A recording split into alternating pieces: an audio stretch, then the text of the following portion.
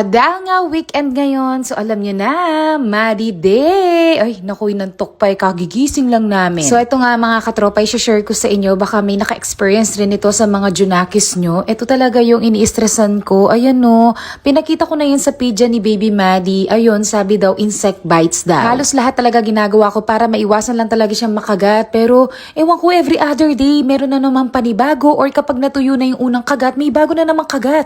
Nai-stress talaga ako. Yung kama namin, vina-vacuum ko yan, pinapalitan ko yung yung comforter namin regularly, nag-off lotion siya. Nagtataka ako kung saan niya nakukuha talaga yung mga kagat na yun. Meron ba naka-experience ng ganun sa inyong mga mamis? Naku, pakishare naman kung ano sa tingin niyo yung mga kagat-kagat na ganun. At nagpapaspray rin ako sa tatay ko nung pampatay ng lamok, pero ganun pa rin. What's the sound of cow? Again. What's the sound of snake? Maddie, what's the sound of dog? Ano? Ow, ow. What's the sound of duck? Quack, quack. What's the sound of horse?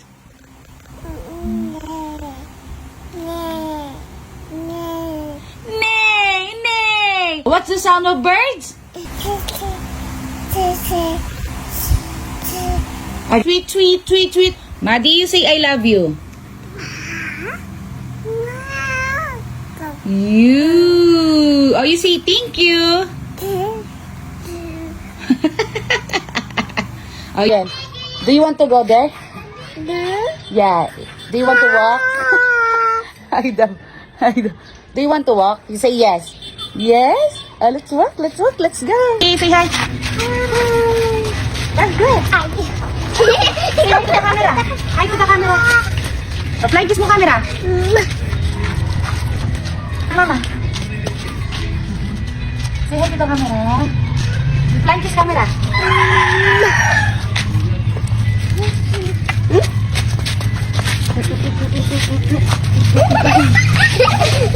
So, diba? Iba talaga ang saya ni Baby Maddie mo kapag nakakita talaga ng mga ibang bata. Alam niyo naman, nag-iisang apo yan sa bahay, kaya sabik talagang may kalaro. Nakaka-guilty lang nga as a working mom, ayan, hindi tayo lagi na pinapalakad siya dito sa labas, nakikipaghalubilo sa ibang bata.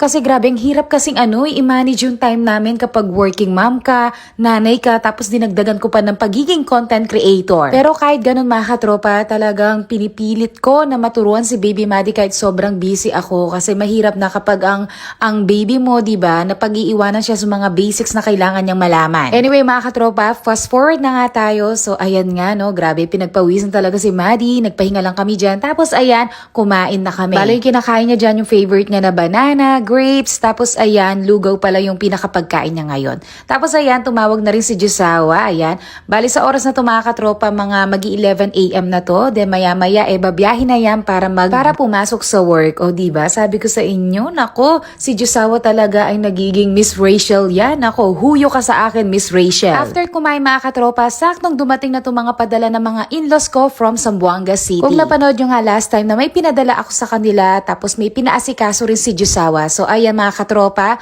yung pinaasikaso ni Jusawa, ayan, na-receive na namin. And thank you sa mga in-laws ko kasi hindi lang yung papel na pinaasikaso ni Jusawa yung dumating, ayan, nagbigay pa sila for me and kay Baby Maddie. Thank you so much sa mababait and very humble na mga in-laws ko. Ayan ako, ang daming supply ni Baby Maddie, kaloka. Pero sakto paubos na yung mga pagkain niya. Thank you po!